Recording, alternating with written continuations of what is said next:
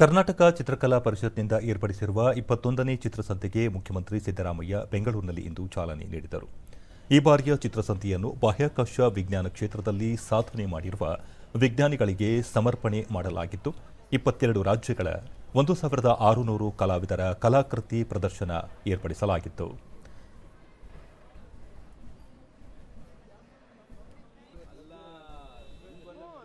ಈ ಸಂದರ್ಭದಲ್ಲಿ ಕಾನೂನು ಸಂಸದೀಯ ವ್ಯವಹಾರಗಳ ಸಚಿವ ಎಚ್.ಕೆ. ಪಾಟೀಲ್, ಉನ್ನತ ಶಿಕ್ಷಣ ಸಚಿವ ಎಂಸಿ ಸುಧಾಕರ್, ಶಾಸಕ ರಿಜ್ವಾನ್ ಅರ್ಷದ್, ಚಿತ್ರಕಲಾ ಪರಿಷತ್ ಅಧ್ಯಕ್ಷ ಬಿಎಲ್ ಶಂಕರ್ ಸೇರಿದಂತೆ ಇತರರು ಉಪಸ್ಥಿತರಿದ್ದರು.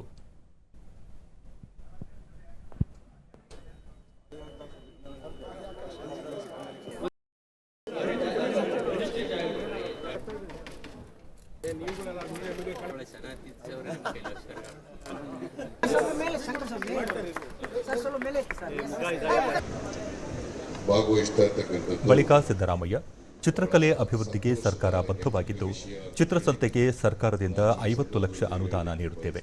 ಕಲೆ ಅಭಿವೃದ್ಧಿಗೆ ಎಲ್ಲ ರೀತಿಯಿಂದಲೂ ಸರ್ಕಾರ ಸಹಕಾರ ನೀಡಲಿದೆ.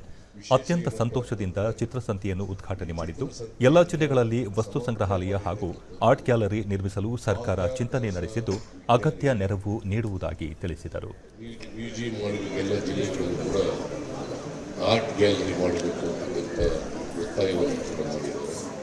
ಕರ್ನಾಟಕ ಸರ್ಕಾರ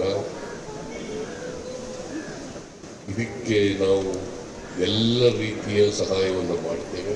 ನಾವು ತೆರೆದ ಮನಸ್ಸಿನಿಂದ ಇದ್ದೇವೆ. ಇಲ್ಲ, ನೀವು ಹೋದ ಸಾರಿ 1 ಕೋಟಿ ಕೊಟ್ಟಿದ್ದೀರಿ, ಈ ಸಾರಿ ಬರೀ 10 ಲಕ್ಷ ಕೊಟ್ಟಿದ್ದೀರಿ. ನಾನು ಈ ವರ್ಷ 50 ಲಕ್ಷ ರೂಪಾಯಿಗಳನ್ನು ಕೊಡುತ್ತೇನೆ.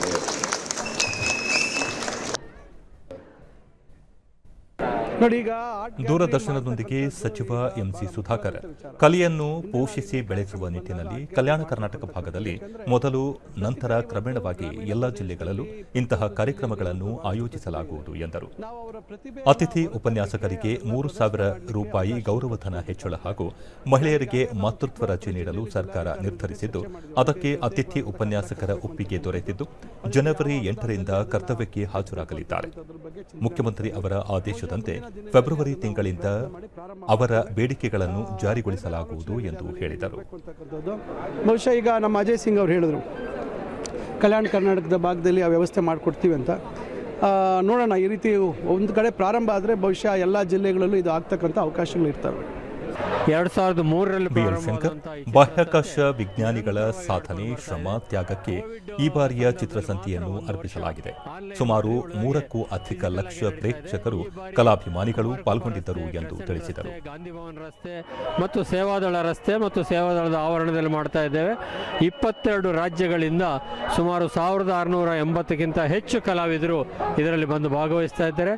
ಬೆಳಗಿನಿಂದ ರಾತ್ರಿವರೆಗೆ ಸುಮಾರು 3ರಿಂದ 4 ಲಕ್ಷ ಜನ ಬಂದು ಇದನ್ನು ನೋಡ್ಕೊಂಡು ಹೋಗ್ತಾ ಇದ್ದಾರೆ. ಕರ್ನಾಟಕ ಸರ್ಕಾರ ಕೂಡ ಇದಕ್ಕೆ ನಿರಂತರವಾಗಿರ್ತಕ್ಕಂಥ ಪ್ರೋತ್ಸಾಹವನ್ನು ಮತ್ತು ಬೆಂಬಲವನ್ನು ಕೊಡ್ತಾ ಇದೆ.